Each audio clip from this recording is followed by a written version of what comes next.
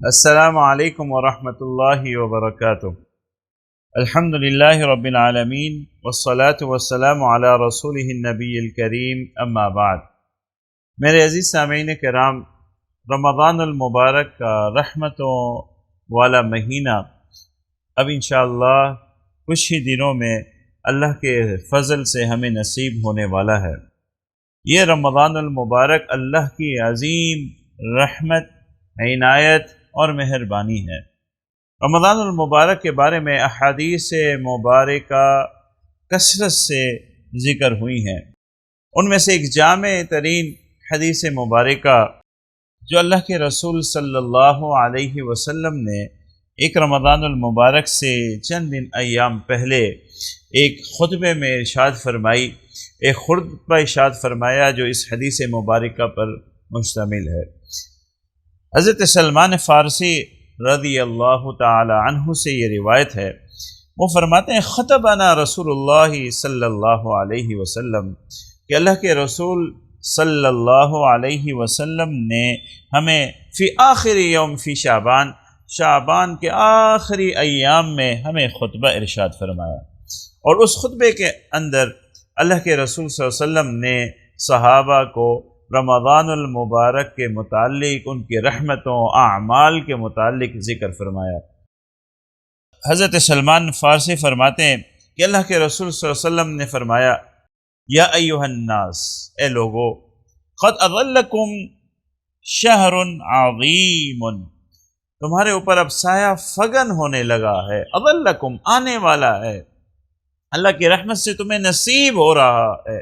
شہر عظیم، ایک بہت عظمت والا مہینہ۔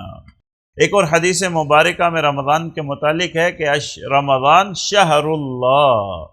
کہ یہ اللہ کا مہینہ ہے۔ یاد رکھیے، یہ نسبتیں جو ہیں، جب اللہ تعالیٰ کسی کو بھی عظمت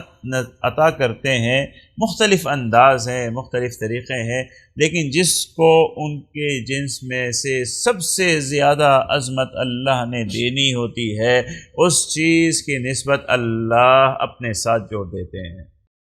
بیت اللہ ہے، جتنی مساجد ہیں، جتنی عبادت گاہیں ہیں، بیت اللہ سب سے عظمت والا ہے۔ اللہ نے اسے عظمت دی تو فرمایا کہ بیت اللہ، کعبۃ اللہ، یہ اللہ کا کعبہ، یہ اللہ کا گھر ہے۔ مسجدوں کو اللہ نے باقی مقامات سے جب فضیلت کی کہ مساجد اللہ، یہ اللہ کی مسجدیں ہیں،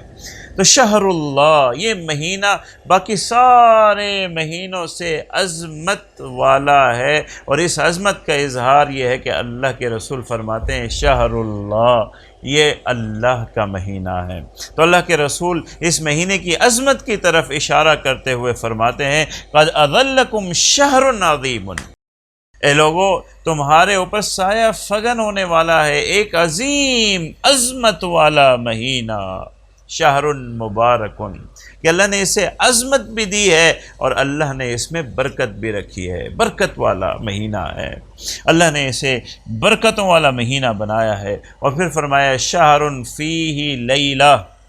اے لوگوں، اس میں ایک ایسی رات اللہ نے رکھی ہے خیر من الف شہر، قرآن مجید میں بھی ہے خیر من الف شہر، کہ جس میں عبادت کرنا 1000 مہینے تک لگاتار عبادت کرنے سے زیادہ ثواب ہے۔ اللہ اکبر، یہ لیلۃ القدر کی طرف اشارہ ہے کہ یہ اسی مہینے کی عظمت ہے، یہ اسی مہینے میں اللہ کی برکت کا مظہر ہے کہ اللہ نے وہ رات جو عظمتوں والی، رحمتوں والی، برکتوں والی، اور اتنی برکت والی کہ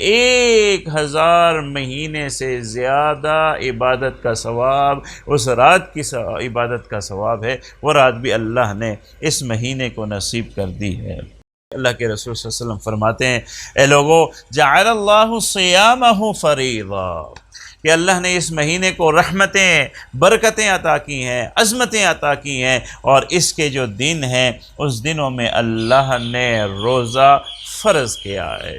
یہ اسلام کا تیسرا رکن ہے، صوم، روزہ۔ اللہ نے یہ رحمت بھی اس مہینے کو عطا کر دی ہے کہ اس کے دنوں کو اللہ نے روزہ کی عبادت رکھی ہے، اور اس کے دنوں میں اللہ نے روزے کو فرض قرار دیا ہے۔ اور اگر فرمایا وَقِيَامُ لَيْلِهِ تَطَوُّعًا، اور اللہ نے اس کی راتوں کا قیام تطوعا، اللہ نے اس کی راتوں کا قیام نفل بنایا ہے، پسندیدہ کیا ہے۔ میرے عزیز ایک اور حدیث مبارکہ ہے،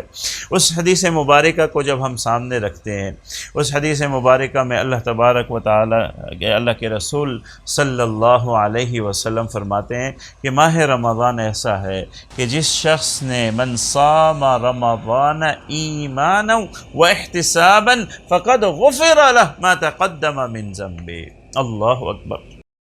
حدیث کے الفاظ غور کرنے کے، من صام رمضان، 30 دنوں کی بات ہے، 30 دنوں کی بات ہے۔ من صام رمضان، جس نے رمضان المبارک کی یہ 30 روزے رکھ لیے، ایمانن، ایمان کا کیا مطلب ہے؟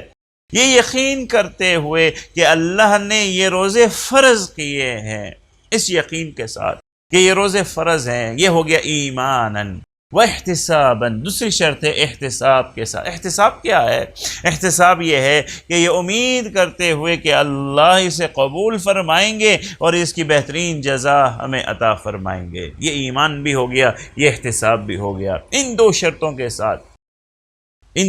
کے ساتھ جس نے رمضان کے 30 روزے رکھ لیے، غفر له ما تقدم من ذنب۔ اللہ اکبر، اللہ اکبر، کہ اس کی زندگی کے پہلے تمام گناہ اس روزوں کی برکت سے معاف کر دیے جاتے ہیں۔ میرے عزیز، کوئی ہم میں سے 30 سال کا ہے، کوئی ہم میں سے 40 سال کا ہے، کوئی ہم میں سے 60 سال کا ہے،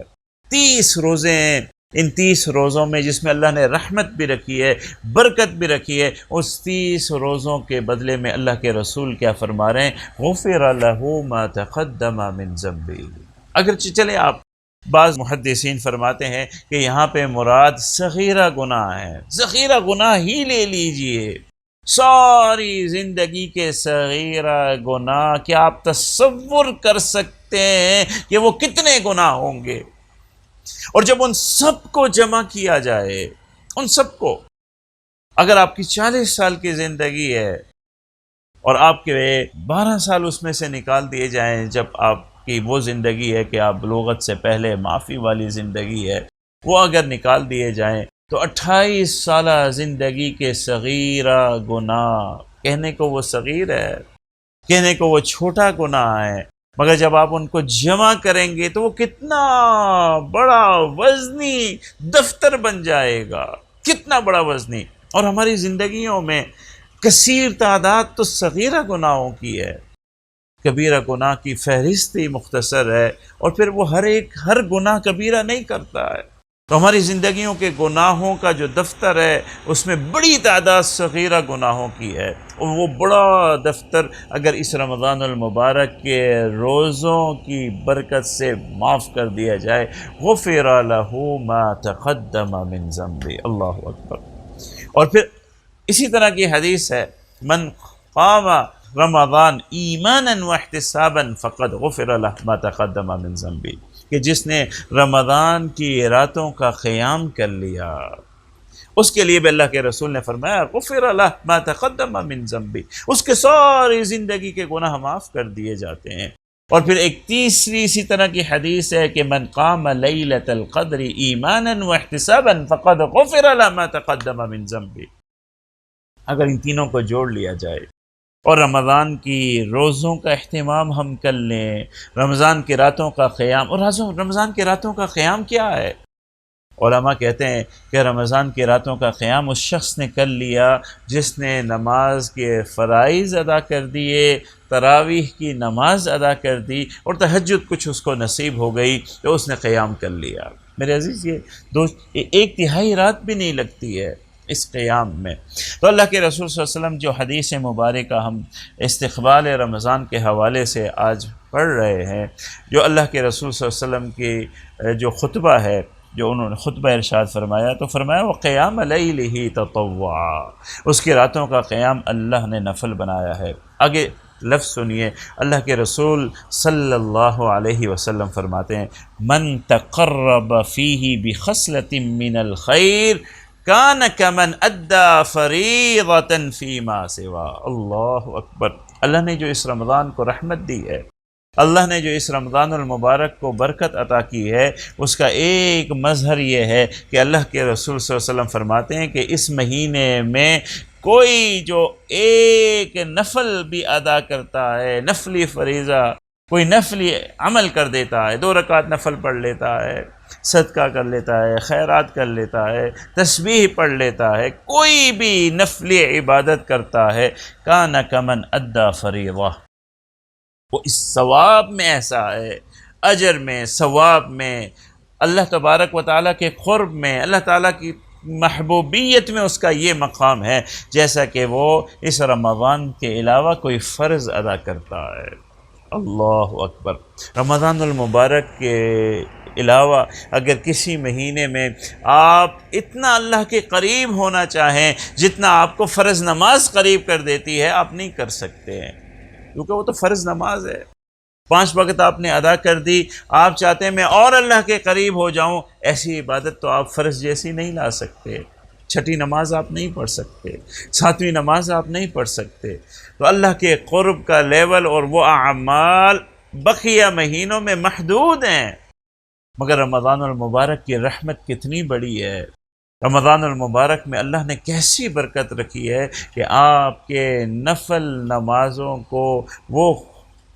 محبوبیت ادا کر دی ہے، وہ اجر و ثواب ادا کر دیا ہے جو کہ فرائض کا ہے۔ آپ سبحان اللہ کہتے ہیں، آپ اللہ اکبر کہتے ہیں رمضان المبارک میں، قرآن مجید کی ایک آیت قل هو اللہ احد کی تلاوت کرتے ہیں آپ، اور آپ کو ثواب دیا جا رہا ہے کہ آپ فرض نماز ادا کر رہے ہیں، زکوٰۃ ادا کر رہے ہیں، حج ادا کر رہے ہیں۔ ادا فریضہ کا لفظ ہے، فریضہ کے اندر تو یہ چیزیں ہیں، فریضہ کے اندر نماز فرض ہے، فریضہ کے اندر زکوٰۃ ہے، فریضہ کے اندر حج ہے، تو یہ اتنے بڑے بڑے عظیم ثواب اور اس کی رحمتیں آپ ایک تسبیح پر حاصل کر رہے ہیں، تو یہ رمضان المبارک کی رحمت ہے، یہ رمضان المبارک کی برکت ہے۔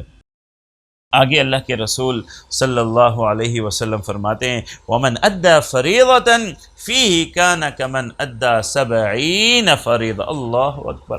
اور رمضان المبارک میں جو فریضہ ادا کیا جاتا ہے، زکوٰۃ آپ ادا کر رہے ہیں، نماز فرض آپ ادا کر رہے ہیں، اس کا ثواب آپ کو ایسے بڑھا کے دیا جا رہا ہے جیسے عام شہروں میں، عام مہینوں میں آپ 70 فریضے ادا کر کے اللہ کی جتنا قرب حاصل کر سکتے تھے، اللہ کی جتنا قبولیت اور اللہ تعالیٰ سے جتنا اجر و ثواب حاصل کر سکتے تھے، آپ نے وہ 70 فرضوں کے بعد جو مقام حاصل کرنا تھا وہ ایک فرض نماز میں حاصل کر لیا ہے۔ اگر آپ پورا رمضان المبارک کے تمام فریضے ادا کرتے ہیں، مطلب یہ ہوا کہ آپ نے 70 مہینوں کے فریضے جتنا ثواب حاصل کر لیا ہے، کتنا بڑا اللہ نے اس میں اجر و ثواب رکھا ہے۔ آگے اللہ کے رسول صلی اللہ علیہ وسلم فرماتے ہیں وَهُوَ شَهْرُ الصَّبْرِ، اے انسان، اے صحابی، اے مومن، قیامت تک آنے والے، یہ مہینہ صبر کا مہینہ ہے، صبر کا مہینہ ہے۔ اس میں عبادت کرتے ہوئے بھی تکلیفوں پر صبر کرنا ہے، اس نے گناہوں سے اپنے آپ کو دور کرتے ہوئے بھی صبر کرنا ہے، یہ مہینہ صبر کا ہے۔ ایک عالم نے بڑی خوبصورت بات لکھی ہے، کہا کہ رمضان مہینہ صبر کا ہے، باقی 11 مہینے شکر کے ہیں۔ اتنا اجر و ثواب سمیٹ لیجئے، اللہ کی اتنا قرب سمیٹ لیجئے، اتنی مغفرت اور بخششیں سمیٹ لیجئے کہ بقیہ 11 مہینے آپ کے شکر میں گزر جائیں۔ اللہ اکبر۔ اس مہینے میں صبر کر لیجئے، گناہوں سے صبر کر لیجئے، اس مہینے میں اللہ کی نافرمانی سے صبر کر لیجئے، روک لیجئے اپنے آپ کو کہ یہ شہر اللہ ہے۔